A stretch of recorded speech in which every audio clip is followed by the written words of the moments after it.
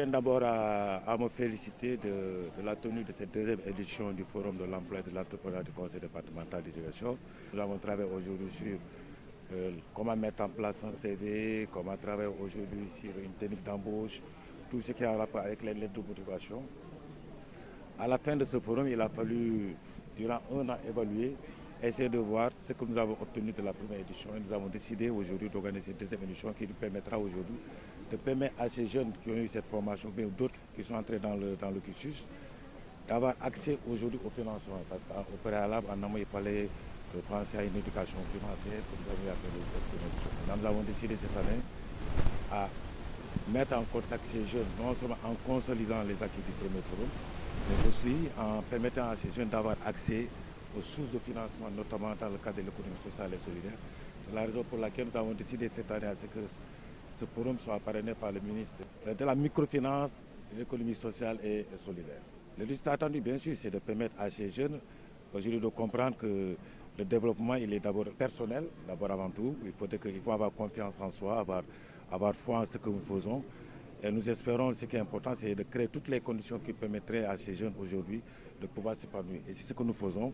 C'est au-delà de la formation de base de ces jeunes, il faut sur toute la chaîne de valeur aujourd'hui accompagner ces jeunes. Ce que nous voulons aujourd'hui, c'est créer toute une dynamique autour de ces jeunes, qu'il y ait des mentors qui vont accompagner ces jeunes, les identifier, les orienter pour que peut-être dans 5 ans, dans 10 ans, que ces jeunes puissent enfin se prendre en charge. En fait, c'est ça l'objectif de ce forum, c'est arriver à créer une indépendance de ces jeunes, que ces jeunes ne puissent plus dépendre aujourd'hui de l'État du Sénégal. Nous avons signé cette convention au mois de septembre. 2 mois après, ils nous ont répondu. Ils sont venus à masse. Tous les services du ministère sont aujourd'hui ici. Donc c'est la marque aujourd'hui. Ça montre davantage ce que nous avons toujours dit, c'est-à-dire cette politique de proximité. Je crois aujourd'hui le ministère de la microfinance l'a montré aujourd'hui. Cette proximité des dirigeants actuels qui en réalité vont vers ces populations, essayer de comprendre ce que ces populations veulent pour qu'enfin comprendre la destinée que les populations ont envie qu'on leur donne et travailler travailler sur ces destinées pour permettre aujourd'hui à créer cet alliage-là pour éviter ce qui se faisait avant, c'est-à-dire réfléchir à la place des populations, mais plutôt essayer de prendre ce que les populations veulent et faire de notre mieux pour que ces populations puissent aujourd'hui prendre leur destinée en main. La première impression que je dégage de ce forum, c'est qu'aujourd'hui, Ziguinchor est la capitale de la microfinance et de l'économie sociale et solidaire. Il est vrai que le docteur John n'a pas pu faire de déplacement parce qu'il vient tout juste d'une mission à l'étranger. Mais aujourd'hui, tout le ministère est à Ziguinchor et cela fait suite à la signature d'une convention entre le ministère de la microfinance et de l'économie sociale et solidaire et le conseil départemental de Ziguinchor au mois de septembre.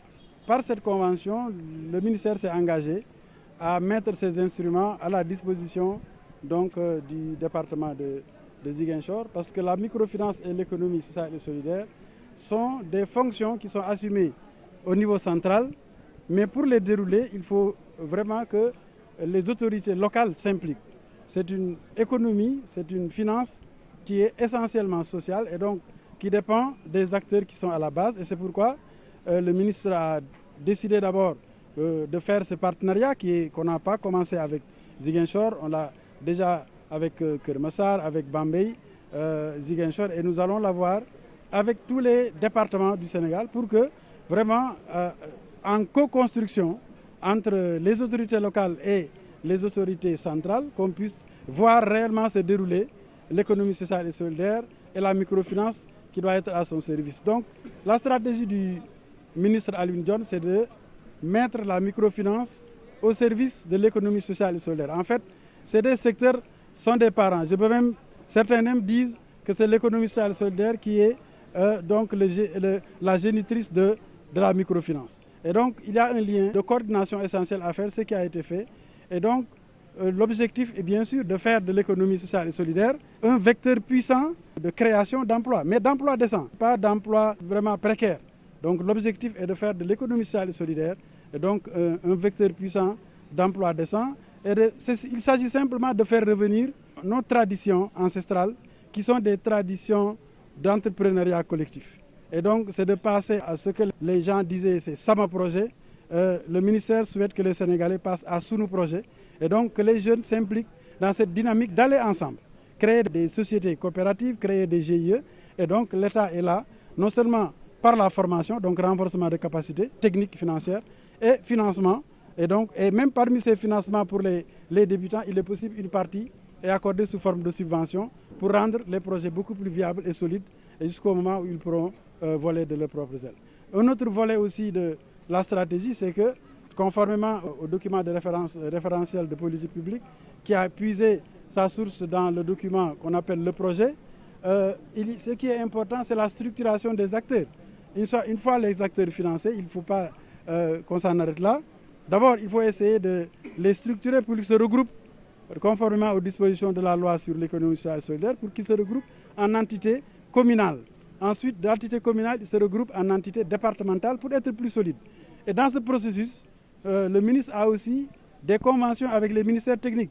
Le ministre a signé déjà avec l'agriculture, il a signé avec l'industrie et le commerce parce que c'était vraiment les administrations de base. Et ces signatures vont permettre d'accompagner les acteurs. D'abord, quand on aura financé et structuré ces acteurs, on va les accompagner pour qu'ils aient des produits certifiés, des produits labellisés qui peuvent sortir du Sénégal et entrer dans les surfaces les plus importantes en matière de distribution.